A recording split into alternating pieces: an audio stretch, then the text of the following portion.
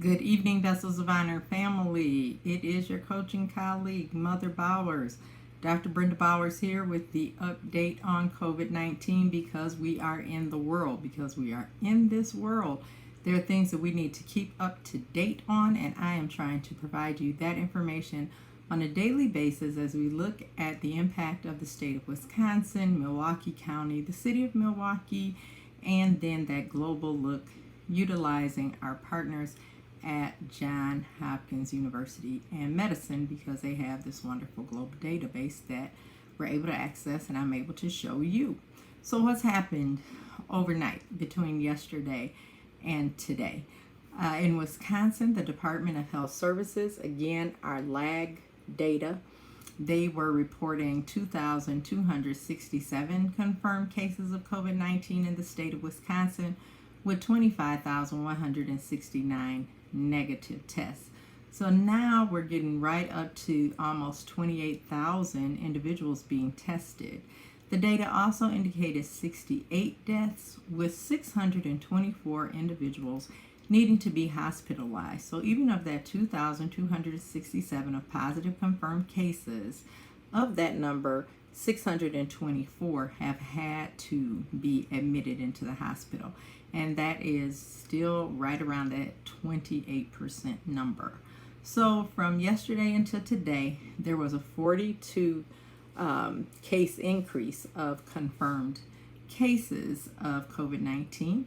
Dane County actually had 11, their highest one-day increase. Sheboygan County increased 1, Washington County increased 1. Buffalo County reported their first death. Remember, yesterday was the first time they reported at all. So they reported 1 death, and Rock County has reported their second death. So when that data then got put into the formula after the data closed on the day of the state numbers changed and they became 2,322 positive or confirmed cases with 75 reportable deaths. I think it's important maybe to just put that a little bit in perspective, and I thought that the map that we have today that shows you how many reported deaths there are. 2322. Okay, here we are at 75 in the state. Let me just show you what this looks like, which is why we have these different numbers. So when I'm telling you these differentiations in the state. So look at this map. So this map, that then shows us that 2,322 number with 75 deaths in the state. And it also shows us exactly which counties those deaths have occurred in. And of that 2,322, we see Milwaukee County has had 1,190 of those confirmed cases, and subsequently also the largest number of deaths. Now I'm going to scroll down. I'm going to try to scroll down, see if I can hold with one hand, because that's 75. So okay, so it says 75 deaths in the state. So is it 75 or is it 68? So here's what I've done. I've made it a point to scroll and look, and you're seeing some of the pictures, but look to the left. You see here where it's showing us number 6, number 7. This is actually an order of when they passed away, and some of them remain unnamed. So if you see like number 30, starting at number 37 down to number 44, you're not seeing names there. And when we scroll, we actually can get to 75, and that 75th death we see was a patient, age unknown, in Dane County, death reported by health officials on April 5th, which is today. So when we look at these counts and we look at the state numbers at one time in the course of the day and then at another time, I think it is very prudent and reasonable for our state leaders, those who are really managing this database, that they tell us use your source of truth closest to where the events occur. So our source of truth is always city, then county, then state, because we do have 75 people.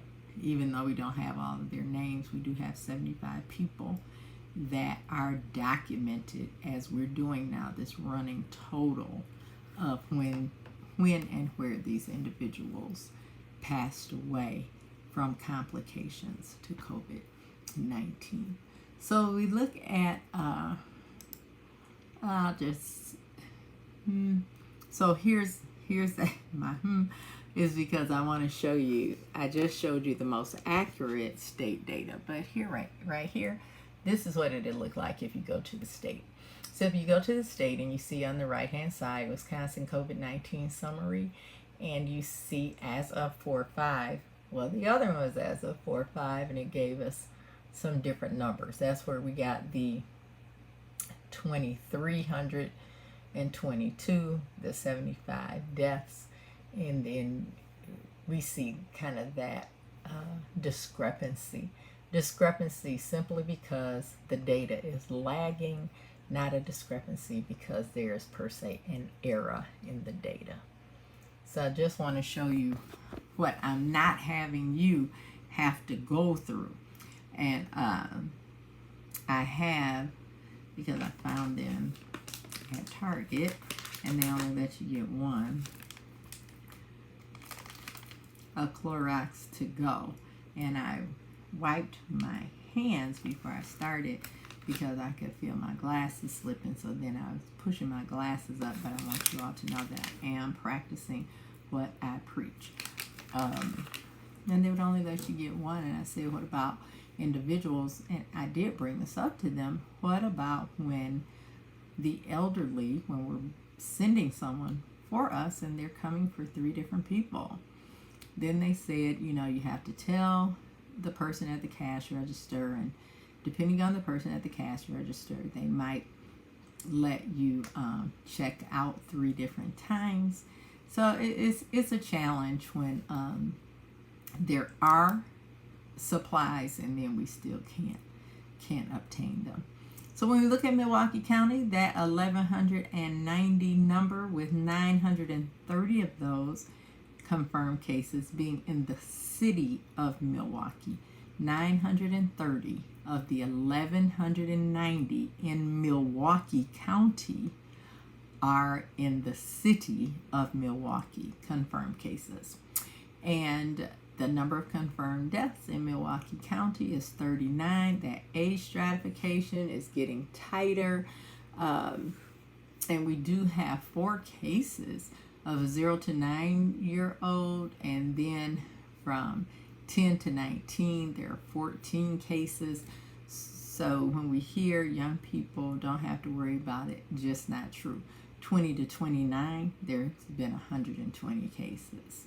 30 to 39, 158. 40 to 49, 211. 50 to 59, 224. 60 to 69, 227.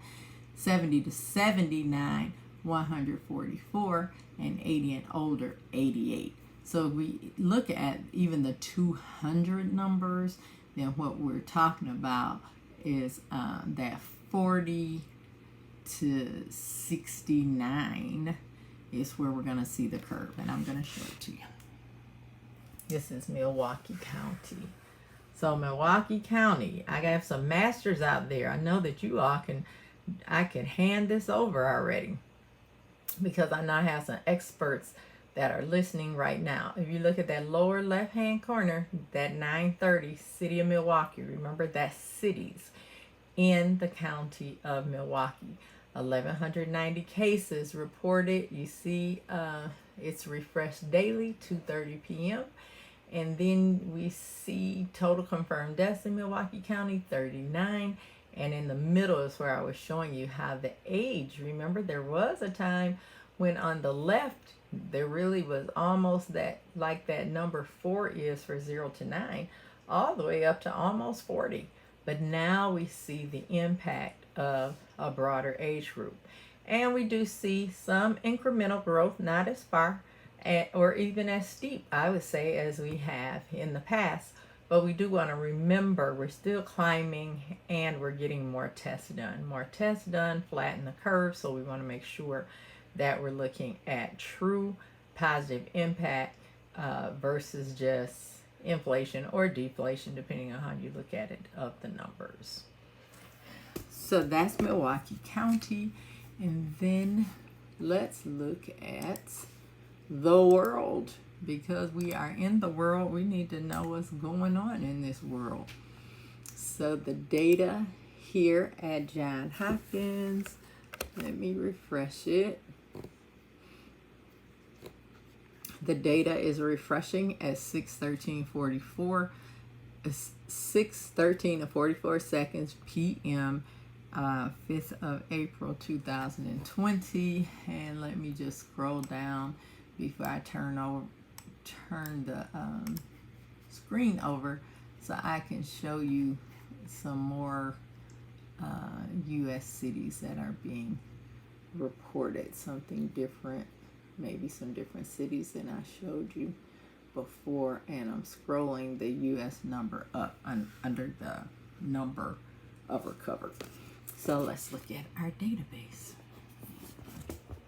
You all are just getting so smart. I'm telling you, I'm going to have somebody else do this because you all got it down pat.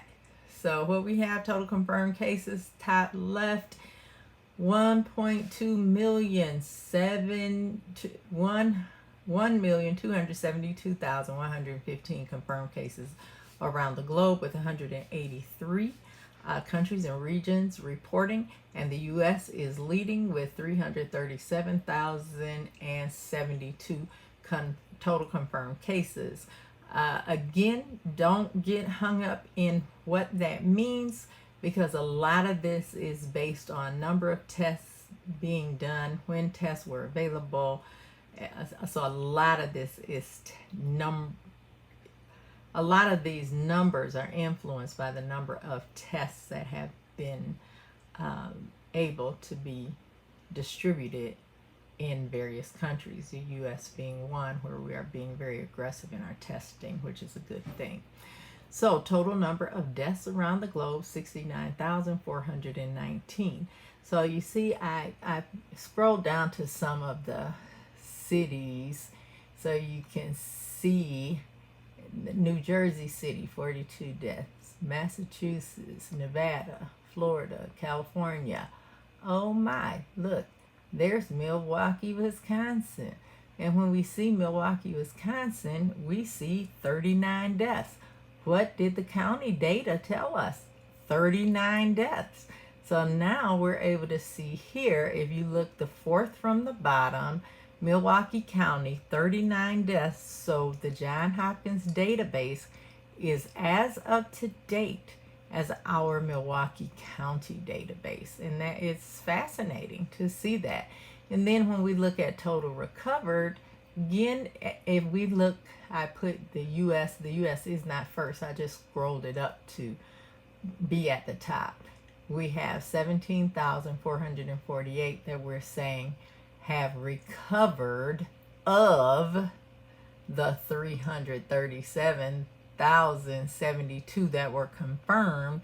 However, we don't know how many of this 300 and almost 40,000 were symptomatic, were hospitalized. That's simply positive test. So that's what the world is looking like. And because we are in the world, we need to know what it's looking like. And there you have it. Thank you, Johns Hopkins University in medicine. So, wrapping up today, I want to say that because we are in the world, we have to really be mindful. We have to be mindful of how we are handling ourselves, how we are interacting with each other, how I put my hand on my hair, so I'm disinfecting my hands, and I disinfected the mouse that I'm using and wipe down my iPad. So we have all these things that are going on to make sure that we are clean as we are handling ourselves. I'm in the room with nobody but me, but I have to make sure, because I'm in the world, that I recognize how important it is for me to manage me.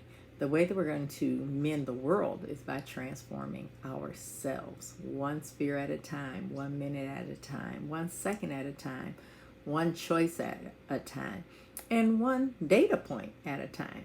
As we look at the data point, the other thing on the global look is that we are still climbing. The world is still climbing. That peak isn't even looking as good as Wisconsin. It's a little like this. We are steep. We're going steep in the world with this COVID-19. So we have to really, really be mindful.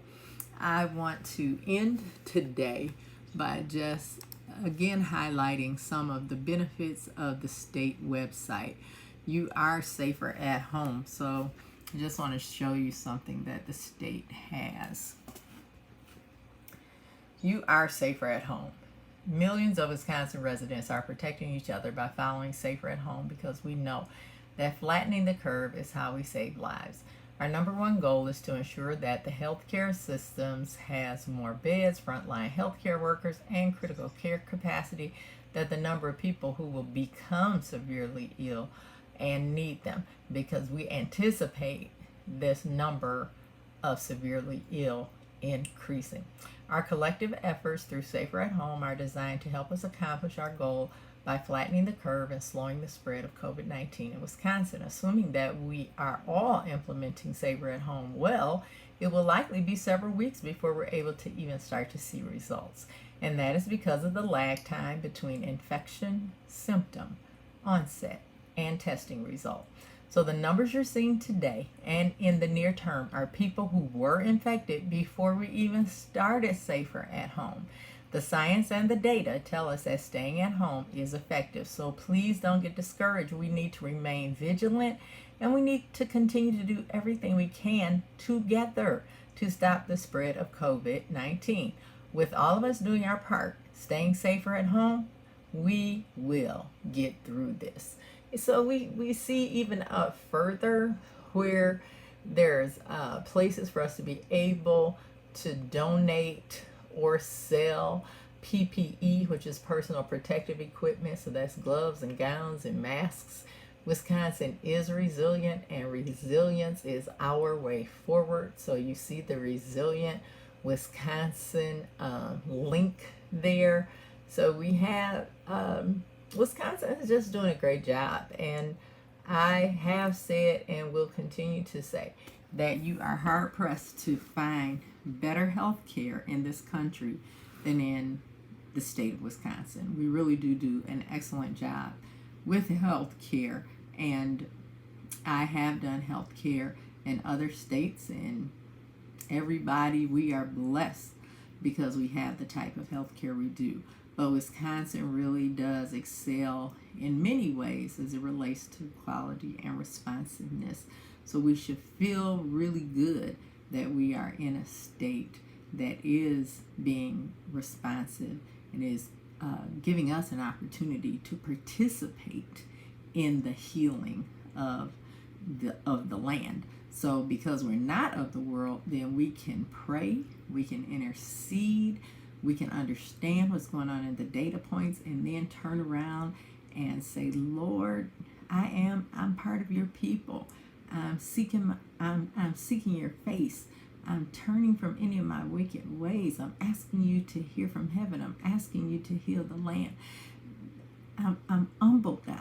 I'm humble. I'm humbling myself, and I'm praying, and I'm seeking you.